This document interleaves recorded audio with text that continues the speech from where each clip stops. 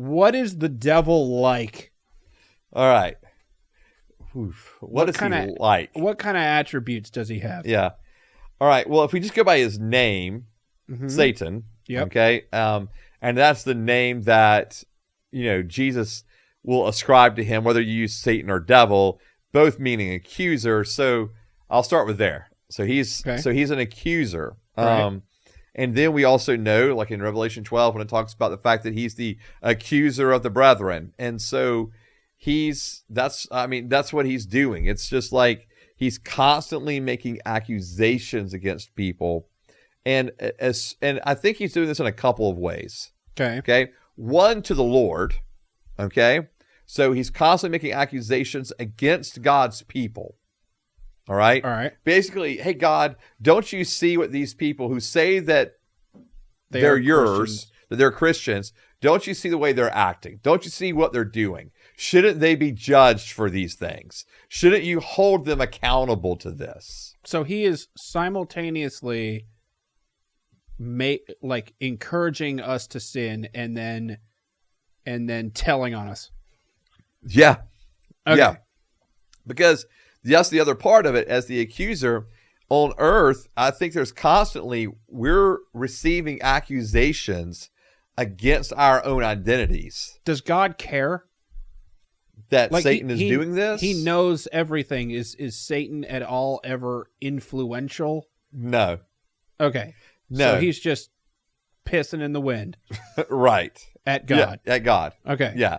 And I think he's kind of railing against God because there has to be something that gets him a little bit, because for you and I, we do have forgiveness offered to us.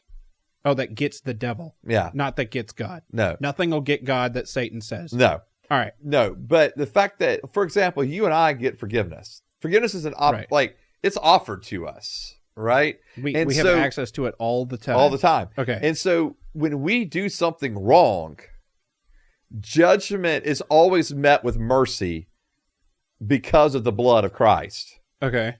And that's something that's not even offered to Old Testament saints, right? Right, unless they killed something. Yeah. They had to go make their own sacrifices and go through that, where we have the one sacrifice, the one sacrifice for all time, for all people, right? Mm-hmm. And so in Jesus. And so there's got to be something that's got to frustrate Satan, the devil, about that. Right. That there is forgiveness, that we're not just going to be just tossed out. But then, that there's this side of mercy and grace with God toward us, that he knows his end. And what's interesting is there's actually been grace given to Satan. What? Really? Yeah. If you think about it this way. Okay. And people may argue from a certain point of view. Right, from a certain point of view. And people may argue the technicality of the word I'm using. Okay. But the technical term of the word grace I'm using. But if grace is the fact that, if mercy and grace are the fact that we are not receiving what we deserve. Maybe mercy is a better phrase here, because mercy is we're not receiving what we deserve. That's mercy. For the bad things that we do. For the bad things that we've done. That's mercy, right? Okay. So for Satan, mercy is the fact that, and maybe even grace too, the fact that he's not receiving that punishment of just damnation yet. Oh, and he gets to have fun and do whatever he wants right now? Yeah. Okay. I mean, not obviously he's got parameters upon him. That's a little bit of mercy. That's a bit of mercy, right? Because and a bit of grace that he's getting something he didn't deserve. Okay. Right? And so those two things, it kind of exists for him, because it would have been nothing for God to have just been like, I'm done with you. Yeah. Out. Not just out away. Clap on, clap off. Right. Thanos snapping fingers and just gone. Yeah. Right? That's, to me, that could have been Satan's end. Right. And so if you look at it from that perspective, mercy and grace has always been an attribute of God, even with the Satan. Okay. And so I think that's a pretty remarkable thing, but I don't think he necessarily sees it that way. Okay. Because he does know that his judgment in the end is eternal death and punishment and torment day and night. So does he have any interests other than messing with us? I think he wants to do as much damage to creation as he possibly can. Okay. And I think he wants to, and that's all of creation, not just humankind, but all of creation. Does he try to do stuff to angels or God, or does he only attack us? Yeah. Well, I mean, obviously the fact that we see in Scripture moments where the enemy is actually at war with angels. Okay. So we see this. So I was in Jude earlier, Mm-hmm. and Jude mentions this very thing. And so in Jude, there's only one chapter here, but in Jude, it says in verse 9, yet when Michael the archangel,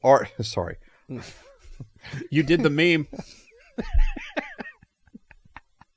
The archangel. Yeah, verse 9 of Jude. Did you make snow angles last weekend? Maybe. They were perfect. All right. They're cute, obtuse. Anyway, all right. Yet when Michael the archangel was disputing with the devil in an argument about Moses' body, he did not dare utter a slanderous condemnation against him, but said, the Lord rebuke you. So even here, this is an interesting thing. Like, we don't see this anywhere in Scripture. Okay. This argument about Moses' body, but apparently Michael and the devil were in this argument about Moses' body, and then Michael just rebukes the enemy by just saying, the Lord rebuke you. F off, dude. Like, that's basically, he finally was just like, dude, whatever. No. So, no, because Michael wouldn't have been like that. He would have, anyway, but the Lord rebuke you. Are you still here? Right. But what are you doing? The Lord rebuke you. And so, and we see, for example, in Daniel, there's another instance where there's a fight between the devil and I think is it Gabriel at that point that is fighting and trying to bring an answer, if you were, to earth because of Daniel's prayers, and he's held up by the enemy. So anyway, my point being is, so there's definitely wrestling between the devil and his angels, his powers, his principalities, all those, all that with the angels. There's definitely spiritual warfare in that sense happening. But then I think that when I was talking about accusations earlier, because how many of us are accused, or do we feel accused? Do we have thoughts of accusation against ourselves? Like when we accuse ourselves, when we belittle ourselves, when we think less of ourselves than we should, for stuff that we might not even have done wrong. Right. All right. So for me, just a recent example of this. All right. So story time. Yeah. Well, because, all right, we had snow day, Mm-hmm. and then we had snow weekend. Mm-hmm. And so I sent out a text message on Saturday being like, hey, to a lot of our leaders, to other pastors, what do you think about canceling church? What should we do church, not do church, And we ended up making the decision to cancel church on Sunday. Because we had 2 inches of snow, and it was the worst ever. It's the worst it's ever been, and it was so cold. Oh, it was cold. Well, Sunday morning, it was 18. It was like Antarctica. Antarctica down here. For us, it was. Yes. For us, it was. And for us, I know every northerner listening to this is making fun of us right now. But for us, our roads are not ready for this. Our vehicles are not ready for this kind of stuff. We have ice. That becomes the issue. Right. You get the black ice. That becomes the issue for us. And so I was concerned about our congregation, and especially individuals that were older. I didn't want anyone to try to even risk getting out and it not be safe. So we ended up canceling church. Dude, I was a mess for 24, 36 hours after that. Why? Because I hated the fact that I canceled church. Well, you don't have time to do more funerals right now. But no, I just, yeah. It makes sense. I just can't do anymore. Yeah. Self-preservation. I'm all funeraled out. Self-preservation at this point. Yeah. But no, I think that for me, it was really just, I just couldn't. I was so, I guess, feeling accused, if you want to put it that way, of robbing God of his day. Yeah. Okay. Of canceling church, of not meeting together to worship. Like I had the pit in my stomach feeling like all night Saturday night.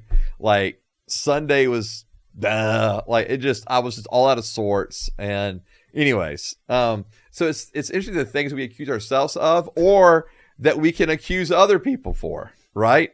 And then we end up being kind of like Satan in that sense. Come in here, kids. I need to tell someone about Jesus today. I don't know what to do with myself.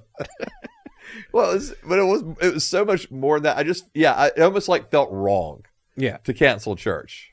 Okay. Yeah. Anyway. So Satan's a bad guy. He has accuser, and then I'll just name a few more things that we all know, or that we've heard before. He's out to steal, kill, and destroy. Yeah. He is a murderer. Pretty straightforward. Yeah. He's a murderer, Yep. right? He's a liar. He's the father of lies. And he's really the distorter of truth. Okay. And we see this in what he does against Eve. And, in one passage we never even brought up, and maybe we'll bring it up the next episode, is the way that he distorts truth with Jesus in the desert. And so he's a distorter. He's a distorter of truth. Okay. And so he actually quotes scripture. Right. But he took a verse out of context. Yes, he's misusing it. Correct. And so, anyways, when you ask what the devil is like, that's at the core of who he is. That's who he is. He's an accuser. He's out to kill, steal, and destroy. He doesn't care. He doesn't love. He wants to invoke fear and intimidation and manipulation and domination. That's what he wants to do.